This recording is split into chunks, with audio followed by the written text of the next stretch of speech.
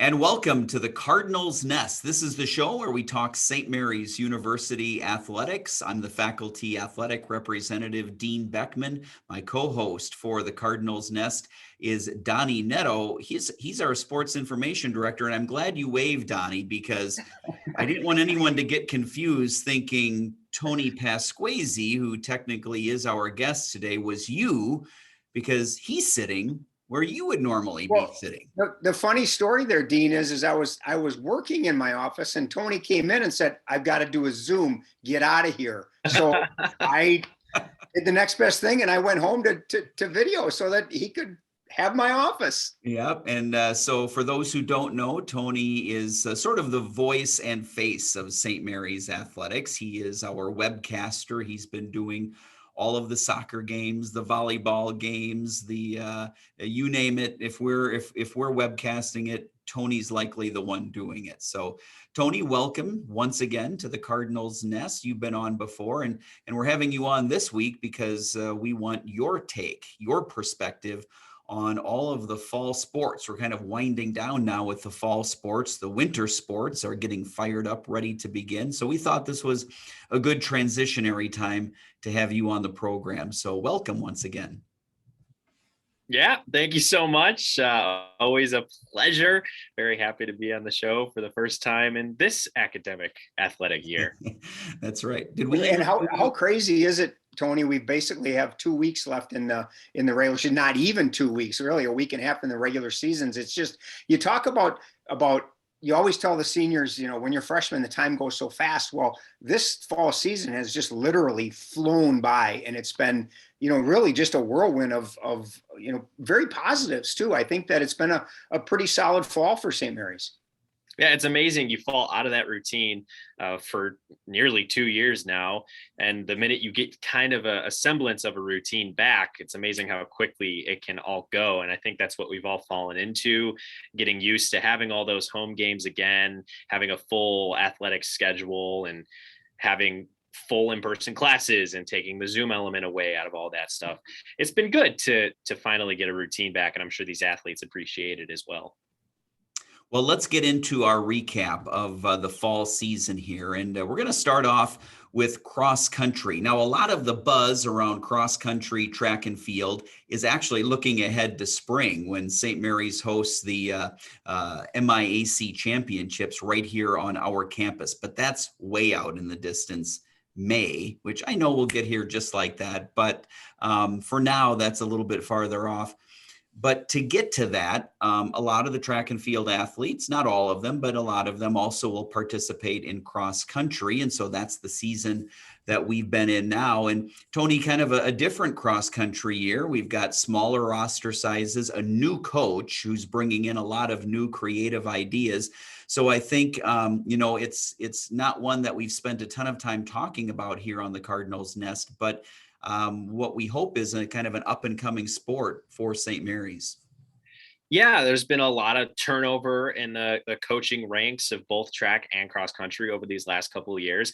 That to go with COVID and routine has been anything but over there. So it'll be nice to have Coach Snyder in. He's got a fantastic resume in Division III track and field, countless All-American athletes on both the distance and track side. So yes, I think this is the beginning of a rebuild. It's, the men's team can't even score at meets this year. They only have 3 athletes on the team, but none of them are seniors. So these are your captains over these next couple of years that you can build a team around and hopefully have that foundation to build a nice little cross-country program back up from what it once was.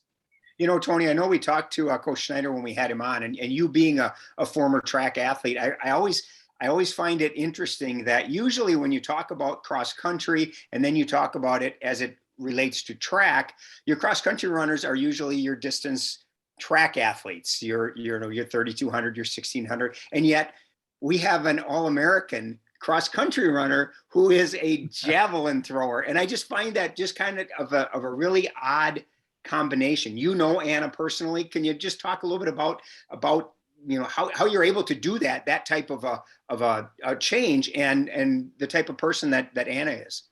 Well, typically those people are multi-event athletes and they don't specialize in cross country. They're just really they're pretty good at everything, and then they're fine at the distance side of things, because that's not where you get the bulk of the points in the decathlon and in the pentathlon and events like that. So I don't really have an answer, because Anna Swanson is absolutely unique. The fact that she is built the way that she doesn't look like a cross country runner. She also doesn't look like a javelin thrower. So it's wild that she can be so good at both. And I know that in the past, coaches have tried to kind of take her away from cross country to really hone those skills throwing the javelin, but she proved she could do both last year, and she's doing it again this year. She's in the 3+2 program, so this is her last season with us, unfortunately, but hopefully she can get that national champion in the javelin. That'd be great. Tony, I think there's a sports term for the type of athlete you're talking about, unicorn, right? Yes. Is that the term everybody's using now, unicorn? Absolutely. She's the Shohei Ohtani of D3 women's track. So, Tony, I know you've webcast a little track and field before. What about cross country? What's it going to take to get you to do a cross country meet? Oh, I can answer that one. I can answer that one, Dean. I can answer that one. A home cross country meet. That would help. Thank you. You took the answer away from me. I didn't know what I was going to say. So. Now, that would be a good challenge for you, though, Tony.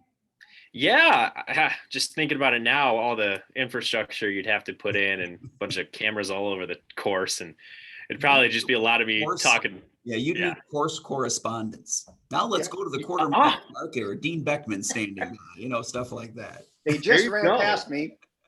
And they're still running. No, that would be fantastic. I know in Chicago, they on the radio, they broadcast the marathon. So we could have taken notes from them. Ooh, that would be good. That'd be good. Yeah.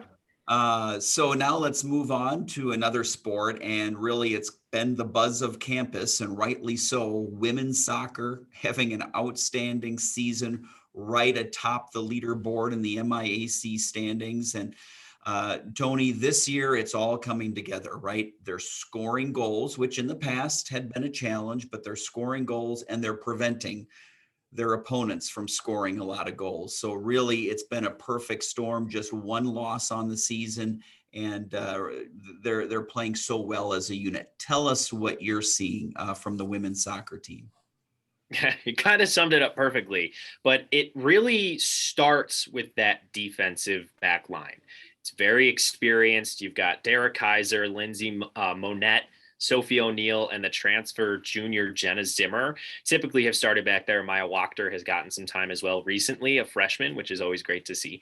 But it starts with that defensive back line, because you notice that Alexis Wynn is top of the nation. The last time we checked, she's been out for about a week, but she was top of the nation for a good chunk of this season in save percentage and goals against average, but she's not even top 5 in the conference in saves. What does that say? She's a fantastic goalkeeper, but also she hasn't been tested that much because this defense has just been so solid. Al Langenberger and I, along with Chris Shepard, have been mentioning it these last couple of home games. The standout this year, other than Jordan Matthews and Hattie Falkman, who are leading the conference in goals, and Alexis Wynn, who is the best goalkeeper this side of the Mississippi, it's Sophie O'Neill. And if Sophie O'Neill doesn't get an All-MIAC nod, I don't know what she could have done more, because if steals were a statistic in soccer, she'd lead the conference in steals. She's as sure-footed as they come, and she's almost a catalyst of the offense from back there. She takes all the free kicks. She takes a majority of the goal kicks, especially when Madison Mora is back there. She does it all, and I think she deserves a lot more recognition than most of us give her, which happens a lot on a defensive side of soccer. Well, and I think that you really hit it on the head at the end there, and you're 100% right. I mean, Sophie's just an absolutely phenomenal year, but the hard part you have with soccer is if you're not scoring and you're not assisting and you're not in goal, there's a lot of nothing. And I don't mean that as a negative. I mean, there's just a lot of you what else can you base a performance on? And yet I guarantee you that every coach that leaves Okremovich Field, or when we leave their field, knows Sophie O'Neill's name and number, and is probably glad that they won't have to see her again until the postseason, because she's that type of a player. She can take over a game without scoring a goal or without assisting on a goal, but it's just the other things, the many things that she does, defensively. And I think How about you mentioned about. Go ahead, Dean. Every sport and every team needs, that player that maybe the contributions don't show up in the box score, right? But their contributions are so key that that's what makes them a championship team. And it sounds like that's the kind of player that Sophie is. Yeah, and Coach Rizzo has not been afraid to put emphasis on her and to really ride her on the defensive end, because she has gone 90 minutes a bunch of times this season. Coach Rizzo loves to rotate in players, especially freshmen. There are 9 this season, and most of them have gotten a good amount of playing time, especially early in the year. I believe in the first 6 or 7 games, he didn't repeat a starting lineup, which is wild. It just shows you how much he wants to get everybody involved. But throughout all that turnover on the starting lineup and within the roster, Sophie O'Neill has been a constant, and she plays pretty much every minute of pretty much every single game.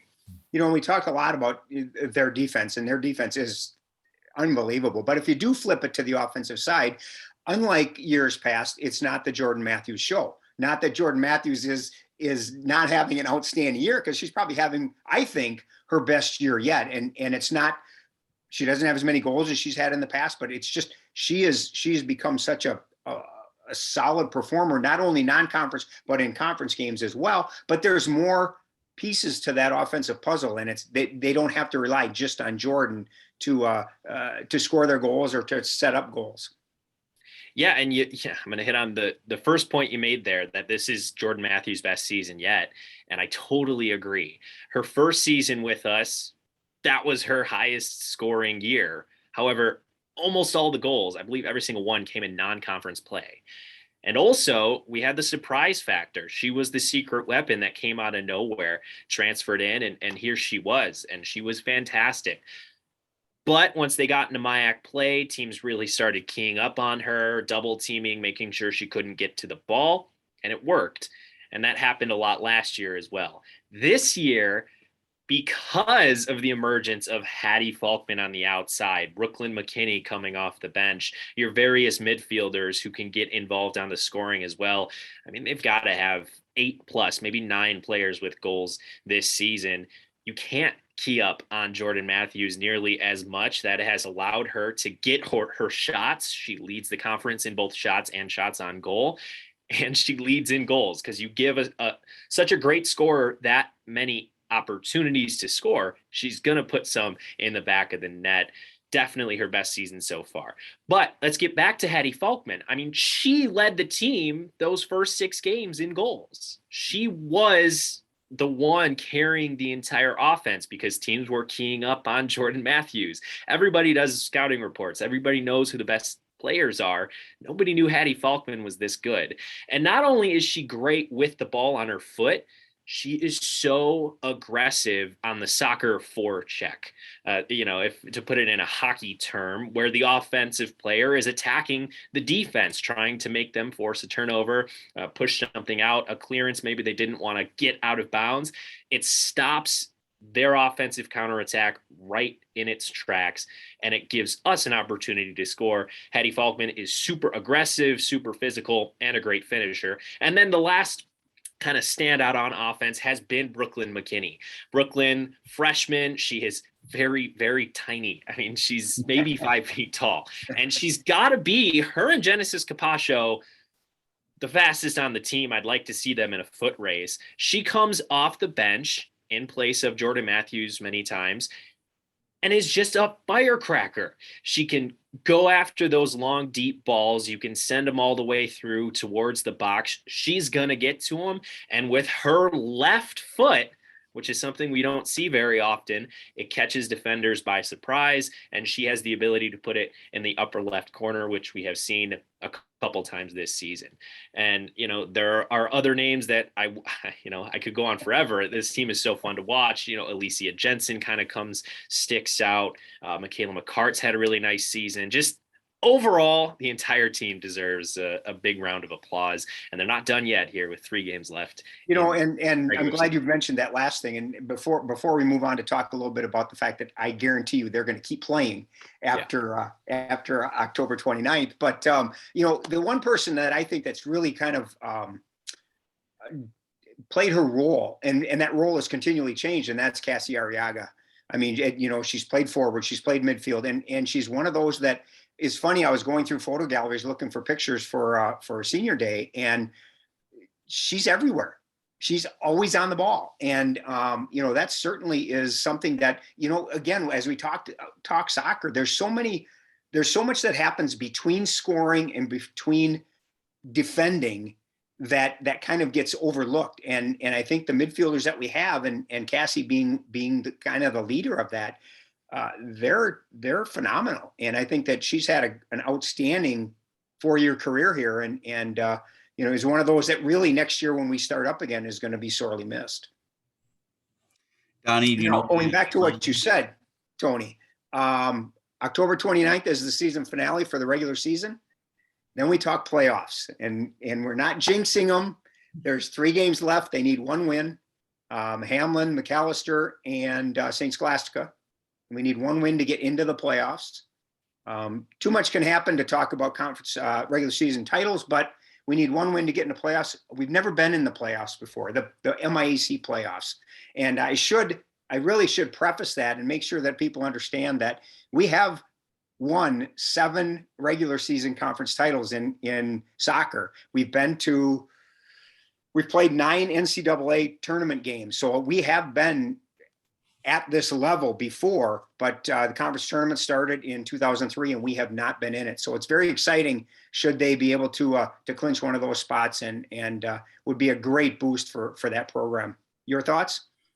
Yeah, Hamlin, McAllister, Scholastica, 3 teams that don't sound like fantastic teams this year. However, I was talking to Coach Rizzo after the game on Saturday, and Hamlin's beaten Augsburg this year. They've played well at home all season long. McAllister just played against somebody on Saturday, and I'm failing to remember who, but they had 2 shots and scored a goal on their 2 shots. So very skilled there. Nerve-wracking a little. Once you have the target on your back, everyone is going to give you their best shot, and I expect Hamlin, McAllister, and Scholastica in their first season in the MIAC. I'm sure a playoff spot is going to be on the line there. They're going to be going after it with all they got. These 3 games might seem like easy games because you've gotten past the likes of St. Ben's and St. Kate's and Augsburg.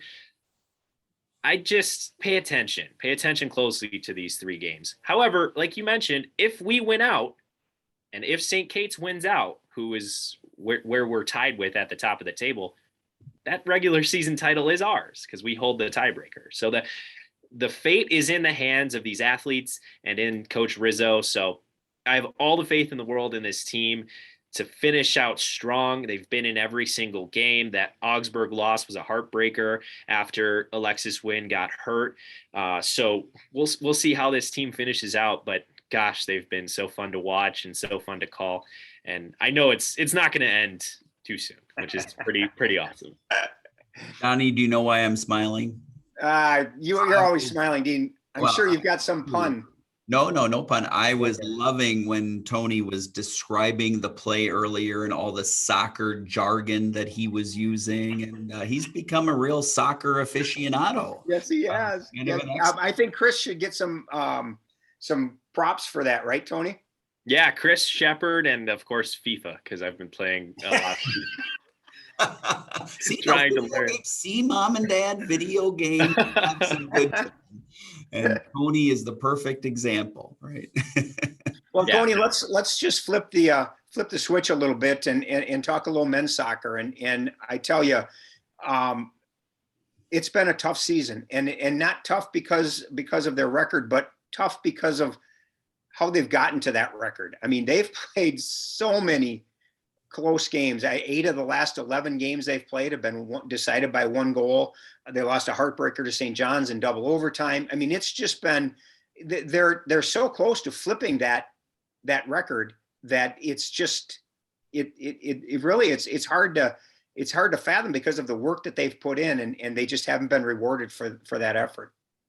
Yeah, and we had high expectations for them coming into this season. And you're right, a lot of coin flips here or there. That happens in soccer all the time. Maybe not to this extent where you go winless in so many 1-goal games, but you're right. They've played a lot of competitive teams very closely. St. Olaf, nationally ranked, came in here last week and nearly didn't come out with a victory, which they wouldn't have been happy with, and St. Mary's would have been absolutely pumped for.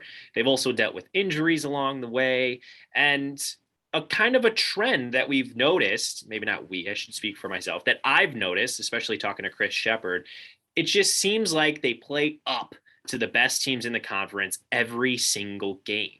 They get up for those really good teams, or perceived as really good teams like St. John's and St. Olaf. And then when the other teams come in, they go in with a little bit too much confidence, it seems, and they play down to that competition. And that's why they've ended up in these spots where they're playing 1-goal games against teams that coming into the season, we thought they probably would have beaten. And it hasn't been for lack of trying or anything like that. They haven't given up, and that's been really commendable on their part. It's just one of those kind of snake bitten years that, hopefully you forget soon when they're back above 500 and hopefully in the playoffs next season.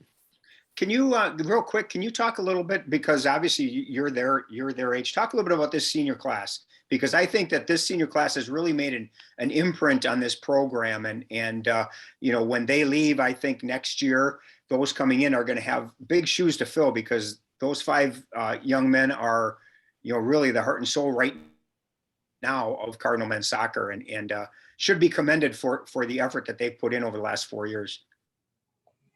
Yeah, hey, let's start with Eli Simanski. He's your leading goal scorer these last 2 years. He's been the PK taker every single year since his freshman season. Great leader, soft-spoken, but a great competitor. He's going to be sorely missed. Wally Barros, a phenomenal athlete, great guy overall. And this season, it's just been the injuries. He's one of those guys that has missed a lot of time, which has really hurt the Cardinals. He kind of takes the top off the defense like a straight line wide receiver. He makes everybody worry about that long ball into the box. And without him, defenses can really cheat up. And we've seen that a lot this year. They just haven't been able to get the offense going. Then RJ Vasquez, I mean, what can't you say about that guy? Just the highest motor, always swarming around the ball. He's created a lot of offensive chances this season to go along with it. Garrison Korn hasn't played a lot in his career, but this season, Coach Bowers has given him the starting nod in the last 4 or 5 games, and he has definitely stepped up. He's been awesome. And then Henry Kelly. I mean, Henry Kelly is just the next guy to step up in a long line of Cardinal center backs. Robbie Sobzak, my freshman and sophomore year, was that quarterback of the defense. Henry Kelly has been that aggressive, physical, maybe a little hot-headed sometimes, but you need that in a center back of a good defense, and he has been that for his entire time at St. Mary's. It is a group that is going to be missed, but let's look to next year. You've got Churro Palaslamovic. You've got Landon Pendleton on the offensive side. And then let's not forget about Daniel Sessler in goal, who has still had a fantastic season this year. Heartbreaking. I mean, he's been the reason, not the reason, but the biggest reason why they've been in so many games late, because of his spectacular saves. Leads the conference again this season with a high quality, I believe, 4th in save percentage. So to be on a winless team and have a keeper like that, there's hope for the future. Tony, Donnie, just 5 minutes left here. So we'll go and talk about volleyball now. And really like a volleyball match, a lot of back and forth for the team this year. They'd win a few in a row, lose a few in a row. Seems like Coach Keeker is definitely going with a younger movement, at least for the most part. So Tony, tell us what you're seeing with volleyball. Yeah, again, 9 freshmen on this team this season, and they've played like it, like they have a lot of freshmen on the team.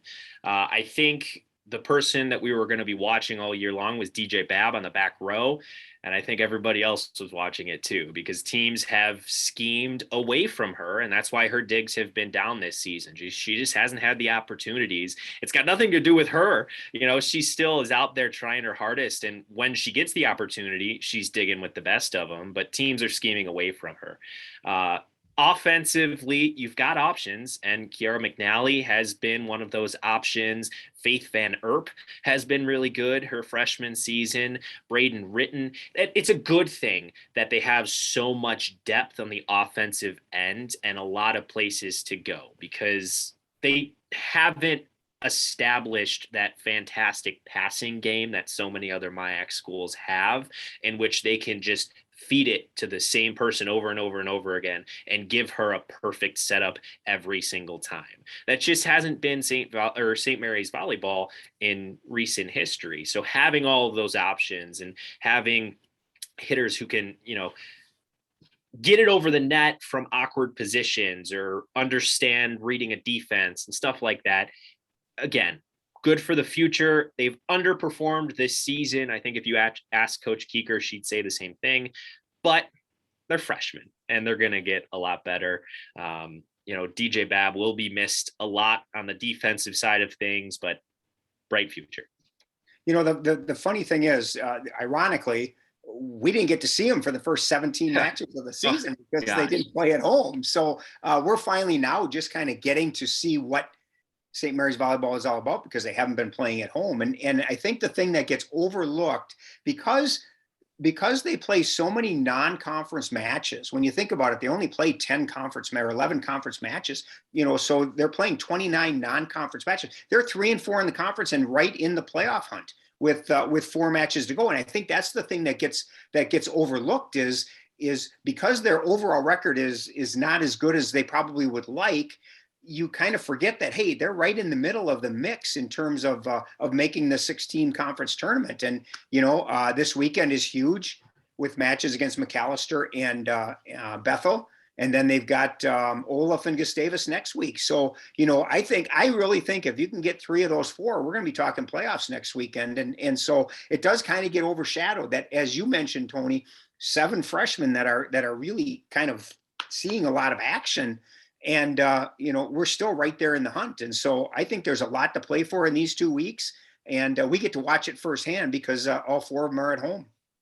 Yeah, how awesome is that? It is really exciting to look down the stretch. And hopefully after this weekend, we are talking about a team that could make the playoffs.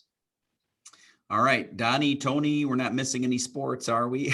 We got them all. Of course, baseball, softball had their fall ball unofficial activities, and the winter sports are starting to get going with practices now and games coming up very shortly. This weekend, we'll be hosting the big St. Mary's doubleheader hockey scrimmages that they're scrimmaging some other teams. So both women and men will be home on Saturday. So a lot going on right now in the athletic department. So Donnie, Tony, thank you again for participating in your time today. You bet. Yeah. Thanks for having me on. It's always a blast. All right. That's going to do it. Thanks for watching the Cardinals Nest.